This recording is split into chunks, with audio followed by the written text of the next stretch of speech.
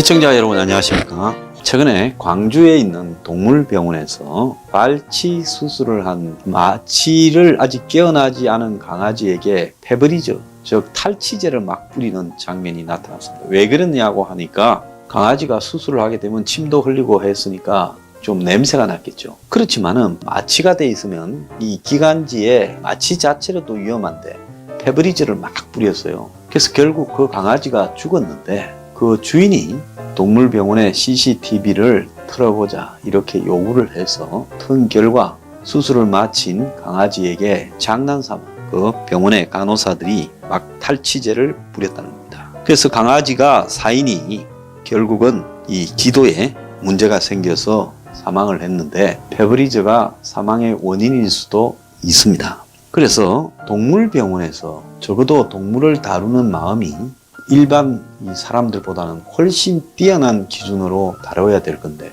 동물병원에서 수술을 마친 조그만 강아지를 아주 작은 강아지예요. 몸무게 2, 3kg 밖에 안 되는 그런 강아지를 마치 그냥 물건처럼 탈취제를 바로 뿌렸다. 그거는 마치 후유증에 있는 강아지에게 죽으라고 뿌린 거죠. 자, 이런 일들이 벌어졌습니다. 그래서 우리 사회에 동물병원조차도 동물들을 어떻게 대하는가. 낮에 주인이 있으면 아유 강아지 이쁘네 어쩌네 하고는 주인이 맡기고 가면 저런 짓을 한다는 겁니다. 자, 그뿐만 아닙니다. 얼마 전에는요. 진돗개 믹스 견을 모녀견, 엄마 개하고 딸 개를 자기가 대신 키워주겠다고 하고는 주인이 신신당부를 잘 키워달라고 하고 떠났는데 그 길로 그냥 무허가 도축업자를 불러다가 개를 잡아먹어버린 사람 2개가 지금 재판에 회부됐어요. 그것도 CCTV를 가지고 주인이 끈질기게 추궁하니까 드러나게 된 이야기죠. 근데 재판에 회부됐는데 이 70대의 범인들이 세대가 다르니까 이해해라. 개는 먹는 거다. 이런 자세를 보이면서 이 재판 결과 주범 A한테는 징역 6개월이 구형되고 또 다른 범인 1명한테는 300만 원의 벌금이 구형되었습니다. 사실 자기가 개를 잘 키워주겠다고 이렇게 해가지고 그 개를 지금 저런 식으로 잡아먹어버린 비인간적인 행태에 대해서요. 징역 6개월 구형은 결국 저 사람도 나중에 100% 벌금입니다. 그래서 저런 짓을 한 인간으로서의 태도가 아닌 부분에 대해서 벌금을 합니다. 우리나라의 법에 보면 동물은 생명으로서 보호받기보다는 물건으로 취급받고 있습니다. 그래서 동물에 관한 법률들이 시급히 개정되어져서 적어도 동물 중에도 사람하고의 친화력이나 지능이 있는 동물부터 우선적으로 보호하고 또 키워서 잡아먹는 가축이더라도 그 가축을 키우고 도살하는 과정에 있어서도 적어도 정상적인 어떤 과정과 절차, 고통을 최소화하는 부분이 있어야 된다. 유럽 같은 경우에는 닭도 이렇게 케이지에서 땅을 밟지 못하고 키우는 부분을 제한을 하고 또 이 소나 돼지를 키우는데도 기존 면적, 일정한 두당 얼마의 면적을 갖다가 존중하도록 하고 있습니다. 그런데도 이번에 덴마크에서 보면 이 밍크, 코로나에 감염됐다 해서 수십만 마리를 그냥 도살해버리는 경우가 나타났죠. 한국에도 지금 AI가 있어가지고 오리 농장 한 군데에 50만 마리의 오리를 도축하는 땅에 그냥 매몰시켜버리죠. 죽이지도 않고 그냥 생매장을 해버리는 그런 경우가 있습니다. 몇 년 전에 구제역 때 수백만 마리의 돼지들을 도축하는 과정에서 참여했던 수의사들이나 많은 사람들이, 공무원들이 정신적인 후유증에 시달렸다라는 이야기도 있습니다. 또 우리나라의 이 동물 학대의 수준이 지금 위험한 수준으로 가고 있다. 그래서 길고양이들을 그냥 사냥해서 잔인하게 죽이는 일도 예사고요. 길거리에 강아지들을 발로 차서 죽이는 일도 예사로 벌어지고 있습니다. 재작년인가요? 인천에서 동물들을 잔혹하게 죽이던 한 여학생이 한 어린 남자애를 살해해서 문제가 됐던 적이 있죠. 자, 그런 부분에서 결국 그 애도 동물을 해부하고 반복적으로 죽이는 일에 익숙해져 있었다고 확인이 됐습니다. 그래서 서양에는 연쇄살인범이나 사이코패스를 수사할 때 또 소시오패스를 찾아낼 때 동물에 대한 학대나 동물을 잔인하게 죽이는 버릇이 있는지를 가장 먼저 조사한다고 합니다. 자, 우리 사회는 사람조차도 영아, 어린 애들을 그냥 죽이는 경우가 허다합니다. 냉장고에 얼마 전에 죽여서 넣어놓은 것도 발견되었고 어린 애들을 그냥 이렇게 반복적으로 폭행해서 죽이기도 하죠. 그래서 어린 애들조차도 그런 학대를 해서 죽이는 일이 자연스럽게 일어나는데 하물며 말 못하는 동물에 대한 한국 사회의 법 수준은 형편없다고 지금 알려져 있습니다. 일본하고 한국하고 비교해 보면요. 일본은 강아지의 가격을 의도적으로 국가적으로 높게 책정했습니다. 그리고 지자체별로 자기 지자체에서 유기되는 강아지들은 지자체에서 다 분양을 해소하도록 하고 동물을 사서 키우려고 하는 사람들에게는 굉장히 높은 수백만 원의 가격을 부과해서 그리고 또 동물을 키우려고 하면 해당 관공서에 가서 동물을 키울 수 있는 교육과 자격을 부여받고 그럼으로써 동물을 키우려고 할 때 자신이 치러야 될 대가나 노력을 반드시 인지시킨다고 합니다. 한국에는 1년에 수십만 마리의 동물이 버려집니다. 유기되죠. 그리고 팔기 위한 동물들을 분양하는 그야말로 열악한 환경에서 새끼를 낳아서 낳자 말자 떼서 이렇게 팔아버리면서 새끼들이 일찍 죽어가는 이런 일도 많이 있습니다.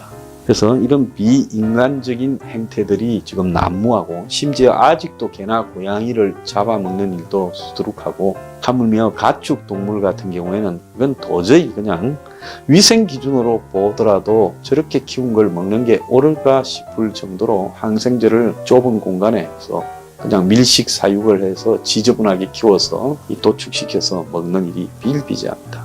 한 달 이렇게 키워서 일찍 병아리를 보내고 그래서 닭이 점점 작아진다는 거 아닙니까? 왜 작아지냐? 많이 클 때까지 키우면 사료값이 더 드니까요. 그래서 일찍 조금만 그냥 닭 모양을 갖추기로 하면 삼계탕용 닭으로 잡아먹고 이러면서 한국의 닭은 미국의 닭과 비교해 봤을 때 크기가 형편없이 작아져 있죠. 여러분들이 아마 미국에 가서 켄터키 후라이드 통닭을 먹어보면 한국보다는 훨씬 크다는 것을 느낄 겁니다. 자, 옛날에 간디가 그랬습니다. 한 사회의 수준을 알려면 동물을 어떻게 대하는지를 보면 그 사회의 수준을 안다고 했습니다. 세계 10대 경제 강국인이 하는 나라에서 동물들을 대하는 태도를 보면 이건 말 못하는 동물들이라고 해서 너무 함부로 대한다.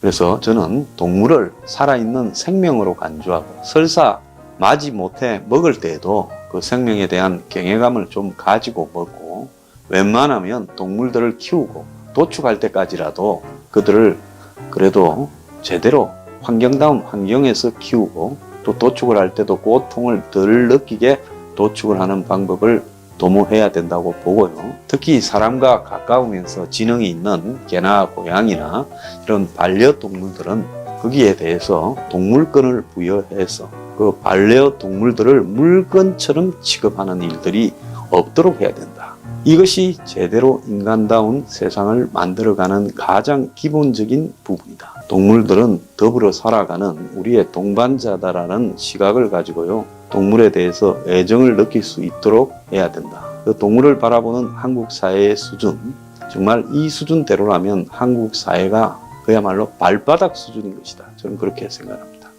오늘의 디저트, 말 못하는 동물의 권리도 존중하자. 시청자 여러분 안녕하십니까?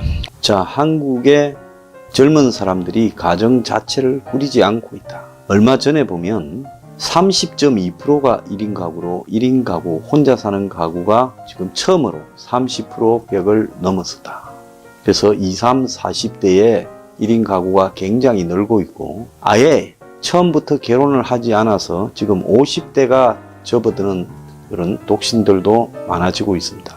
자, 나이 들어서 혼자 사는 독거 노인은요, 그건 가족 중에 한 명이 병이 들어서 죽고 이래서 그런 거지만은 50대 미만의 1인 가구는 처음부터 결혼하지 않은 사람 비중이 매우 높고요. 문제는 이 1인 가구가 평균 수입이 1년에 2,116만 원밖에 안 된다는 거고 죽어도 열악해서 보증금의 월세 이게 제일 흔하다는 겁니다. 그래서 전체적으로 한 15평 안팎의 집에 혼자 사는 거죠. 자, 그러면 이 사람들이 왜 그럴까요? 초식남, 초식녀 해가지고 여자가 싫고 남자가 싫어서 혼자 사는 걸까요? 꼭 그렇지는 않은 것 같아요. 요즘 보면 그 여성을 모반한 성기구 산업 또한 리얼돌이라고 해서 유행을 하고 있고, 외국에서는 리얼돌하고 결혼한 남자도 있다고 합니다. 말이 없어서 좋아서 한다. 앞으로는 이 남녀가 결혼을 안 하고 살아갈 가능성이 매우 높다. 그래서 거기에는 첫째는 경제적인 문제가 부각되어서 결혼해서 사는 부분을 감당할 수 없을 정도의 경제적 수준이 되는 젊은 남녀가 많다라는 거고요. 두 번째는 그 결혼의 역할에 대해서 결혼이 가져오는 사회적 관계가 아예 싫은 일종의 히키코모리화 된 젊은 사람들이 굉장히 많다라는 겁니다. 자, 그렇다면 인간은 이제 미래는 어떻게 될 것이냐? 결국 소수의 가진 자 외에는 결혼해서 도태되는 것이냐. 실제로 한국의 신혼부부 5년 이내 결혼한 부부가 130만 정도였는데 그것도 붕괴되었고, 신혼부부의 40%가 무자녀, 자녀를 갖지 않는다고 합니다. 최근에 사유리라고 일본계 한 방송인이 일본에 가서 정자은행에서 기증을 받아서 혼자 임신을 했다 해서 사회적으로 화제와 논란이 된 바가 있습니다. 자, 다른 한편으로 다양한 형태의 가족이 생기는 것도 우리가 받아들여야 된다. 그렇지만 주류로서는 사회적 재생산과 그리고 인간의 종족 번식 부분에 대한 기능, 이런 부분들을 다들 방관했을 때 인간은 어느 순간에 애들을 그야말로 애기 공장에서 찍어내는 SF 영화와 같은 일들이 벌어질 수 있다고 봅니다. 지금 우리 사회에 출산이 수지가 맞지 않는 일이다. 출산하게 되면 포기해야 될 일이 너무 많고, 애 한 명을 키우는데 수억 원이 들어가고 사교육을 시키고 또 집을 늘려야 되고 또 부탁을 남에게 맡겨야 되고 직장을 그만둬야 되고, 이런 부분 때문에 이제 젊은 남녀들이 결혼은 해도 개는 키워도 애는 낳지 않겠다. 이런 부부들이 굉장히 많아지고 있습니다. 전체적으로 우리 사회가 거의 멸종으로 치닫는 양상이고요. 일본에도 사토리 세대, 달간 세대라 해서 아무것도 하지 않고 그냥 모든 욕심을 버리고 혼자 살아가는, 그리고 뭐 소확행이라고 사소한 부분에 그냥 만족을 느끼며 사는 그런 세대들이 늘어나고 있습니다. 한국 사회가 이제는 올해부터 인구가 줄어듭니다. 올해 연말에는 한국에 제법 많은 인구, 즉 태어난 사람이 죽은 사람보다 적다라는 거죠. 결혼을 안 하니까요. 문제는 본질적으로 결혼을 할 수 있는 사회적 환경을 사회가 구비시켜 주지 않으면 앞으로 결혼이 일종의 트렌드가 아니라 안티 트렌드가 되어갈 가능성도 있습니다. 결혼하는 사람이 비주류가 될 가능성도 있습니다. 그리고 사람들과의 관계를 통해서 이 성적인 만족을 누리는 게 아니라 전부 혼자서 다른 방식으로 그런 것을 추구해 갈 가능성도 매우 크다고 봅니다. 자, 10년, 20년 뒤에 뻔한 결과가 보이고, 당장 한 10년 뒤에만 해도 이제 젊은 사람들이 애들이 없어지고 이 초등학교나 중학교가 문을 닫고 노인 사회가 되어 갈 건데, 자, 젊은 사람들이 돈을 벌어서 노인 세대를 부양하는 부분이 이제 셋업되어질 때 국가의 세금은 어떨 것이며, 그리고 연금은 앞으로 나올 것이며, 의료보험은 굴러갈 것인가.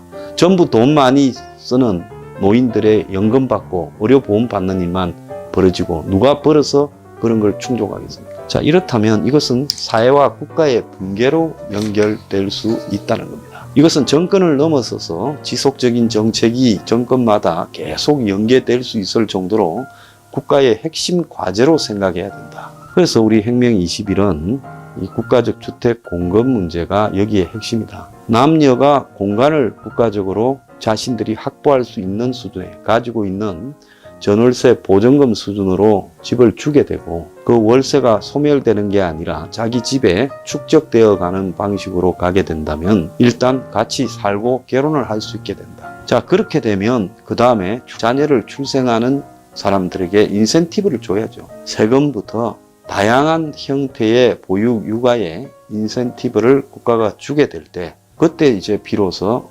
애들을 놓는 사회적 추세가 형성되어 갈 것이다. 지금은 추세의 메인스트림, 주류가 애를 놓지 않고 결혼을 안 하는 방향으로 지금 가고 있습니다. 이걸 어느 정도 이것이 대세가 되어서 사회에 이제 돌이킬 수 없는 차원이 오기 전에 방향을 틀어야지, 나중에 오고 난 뒤에는 그건 억만금을 투자하더라도 방향을 트는 것이 불가능하다. 그래서 일단은 집 정책, 그 다음에 두 번째는 사교육 정책, 그리고 출산하는 사람들에게 주어지는 인센티브, 나중에는 애 놓는 사람들에게는 한 명당 얼마의 보조금까지도 지불을 해야 된다. 목돈으로 국가가 뭐 애를 출산하면 뭐 1,000만 원이든 2,000만 원이든 돈을 직접 준다. 이런 방식으로 과감하게 사고 전환을 하지 않으면요, 한국은 멸종 국가로 갈 수밖에 없고, 더 나아가서 이제는 그야말로 비참한 사회가 전개될 수밖에 없다는 겁니다. 자, 지금 가족의 해체, 1인 가구의 득세, 이런 부분들이요, 한국 사회에 주어지는 그 무서운 교훈을 우리가 잘 새겨야 될 것으로 생각합니다. 오늘의 디저트, 저출산 대책은 일단 국가적 주택 공급부터 시작해야 된다.